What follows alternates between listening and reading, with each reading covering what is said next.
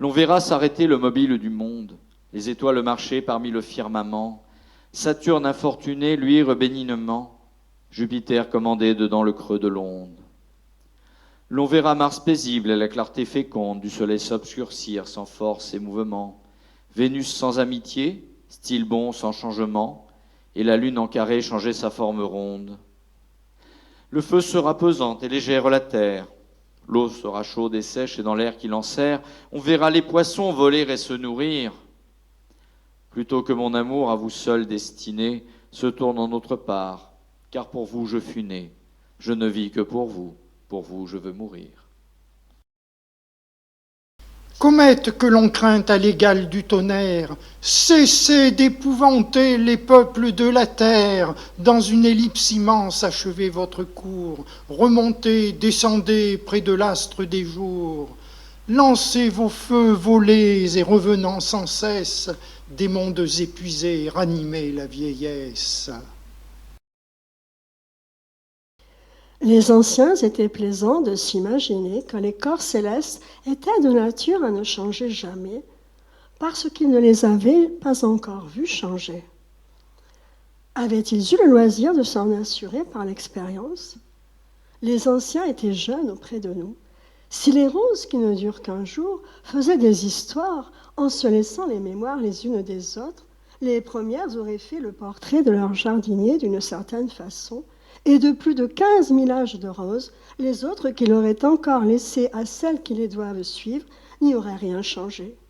Sur cela, ils diraient « Nous avons toujours vu le même jardinier, de mémoire de roses, on n'a vu que lui. Il a toujours été fait comme il est. Assurément, il ne meurt point comme nous. Il ne change seulement pas. Le raisonnement des roses serait-il bon ?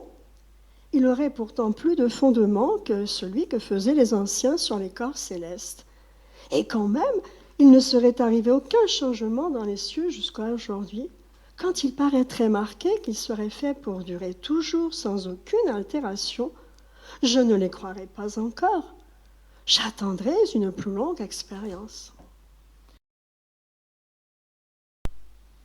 Saturne, sphère énorme, astre aux aspects funèbres, bagne du ciel, prison dont le soupirail luit, monde en proie à la brume, au souffle, aux ténèbres, enfer fait d'hiver et de nuit, son atmosphère flotte en zone tortueuse, 2 anneaux flamboyants tournant avec fureur font dans son ciel d'airain 2 arches monstrueuses, d'où tombe une éternelle et profonde terreur. Ainsi qu'une araignée au centre de sa toile, il tient 7 lunes d'or qu'il lie à ses essieux. Pour lui, notre soleil, qui n'est plus qu'une étoile, se perd sinistre au fond des cieux.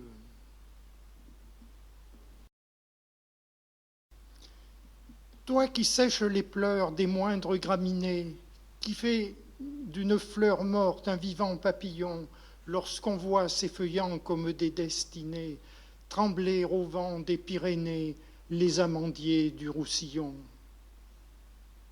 Je t'adore, soleil, ô toi dont la lumière, pour bénir chaque front et mûrir chaque miel, entrant dans chaque fleur et dans chaque chaumière, se divise et demeure entière, ainsi que l'amour maternel. Je te chante et tu peux m'accepter pour ton prêtre, toi qui viens dans une cuve où trempe un savon bleu et qui choisis souvent, quand tu vas disparaître, l'humble vitre d'une fenêtre pour lancer ton dernier adieu. Tu fais tourner les tournesols du presbytère, luire le frère d'or que j'ai sur le clocher, et quand par les tilleuls tu viens avec mystère, tu fais boucher des ronds par terre, si beau qu'on n'ose plus marcher.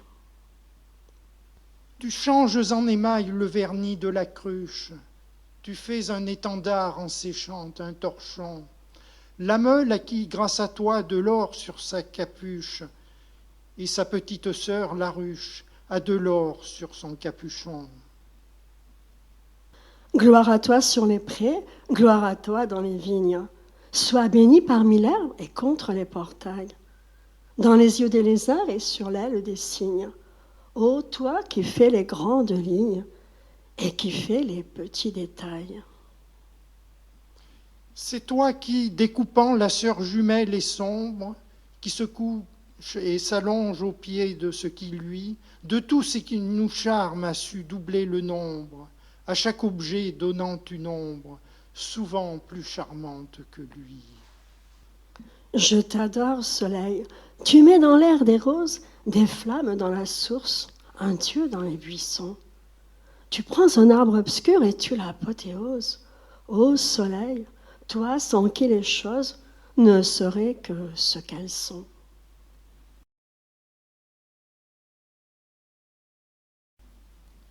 Ce soir, la lune rêve avec plus de paresse, ainsi qu'une beauté sur de nombreux coussins qui d'une main distraite et légère caresse, avant de s'endormir, le contour de ses seins. Sur le dos satiné des molles avalanches, mourante, elle se livre aux longues pâmoisons et promène ses yeux sur les visions blanches qui montent dans l'azur comme des floraisons. Quand parfois, sur ce globe, en sa langueur oisive, elle laisse filer une larme furtive, un poète pieux, ennemi du sommeil, dans le creux de sa main, prend cette larme pâle, aux reflets irisés comme un fragment d'opale, et la met dans son cœur loin des yeux du soleil.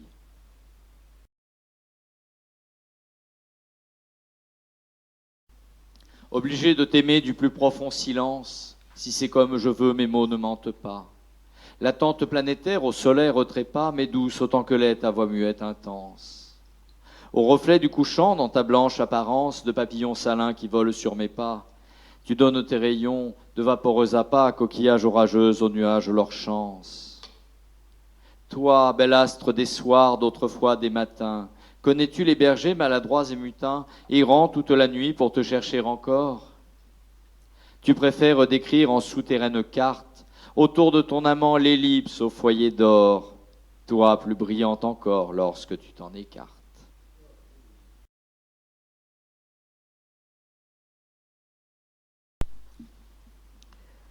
J'avais appris une seconde chose très importante, c'est que sa planète d'origine était à peine plus grande qu'une maison. Ça ne pouvait pas m'étonner beaucoup. Je savais bien qu'en dehors des grosses planètes comme la Terre, Jupiter, Mars, Vénus, auxquelles on a donné des noms, il y en a des centaines d'autres qui sont quelquefois si petites qu'on a beaucoup de mal à les apercevoir au télescope. Quand un astronome découvre l'une d'elles, il lui donne pour nom un numéro. Il l'appelle par exemple l'astéroïde 3251. J'ai de sérieuses raisons de croire que la planète d'où venait le Petit Prince est l'astéroïde B612. Cet astéroïde n'a été aperçu qu'une fois au télescope en 1909 par un astronome turc. Il avait fait alors une grande démonstration de sa découverte à un congrès international d'astronomie. Mais personne ne l'avait cru à cause de son costume. Les grandes personnes sont comme ça. Heureusement pour la réputation de l'astéroïde B612, un dictateur turc imposa à son peuple, sous peine de mort, de s'habiller à l'européenne. L'astronome refit sa démonstration en 1920 dans un habit très élégant. Et cette fois-ci, tout le monde fut de son avis. Si je vous ai raconté ces détails sur l'astéroïde B612, si je vous ai confié son numéro, c'est à cause des grandes personnes. Les grandes personnes aiment les chiffres.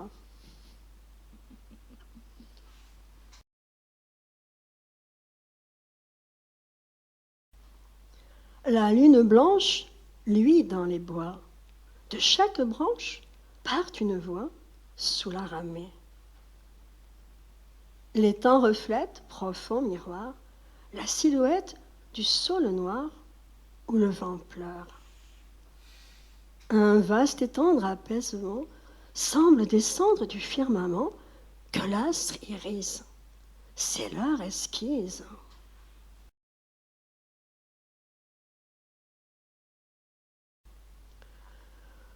Tout est mort, j'ai parcouru les mondes et j'ai perdu mon vol dans les chemins lactés. aussi loin que la vie, en ses veines fécondes, répand des sables d'or et des flots argentés. Partout le seul désert côtoyé par les ondes, des tourbillons confus d'océans agités, un souffle vague émeut les sphères vagabondes, mais nul esprit n'existe en ces immensités. En cherchant l'œil de Dieu, je n'ai vu qu'un orbite, vaste, noir et sans fond, d'où la nuit qui l'habite rayonne sur le monde et s'épaissit toujours. Un arc-en-ciel étrange entoure ce puits sombre, seuil de l'ancien chaos dont le néant est l'ombre, spirale engloutissant les mondes et les jours. Le ciel orné de tels flambeaux n'est-il point admirable? La notice de corps si beau n'est-elle pas désirable? N'est-ce rien d'avoir pu prévoir, par les cours ordinaires, l'éclipse que doit recevoir l'un des deux luminaires? D'avoir su, par vraie pratique, les aspects calculés et connaître les erratiques, marcher ou reculer? Ainsi regarde l'indoct homme du ciel rond la ceinture, mais il s'y connaît aussi comme l'aveugle en peinture.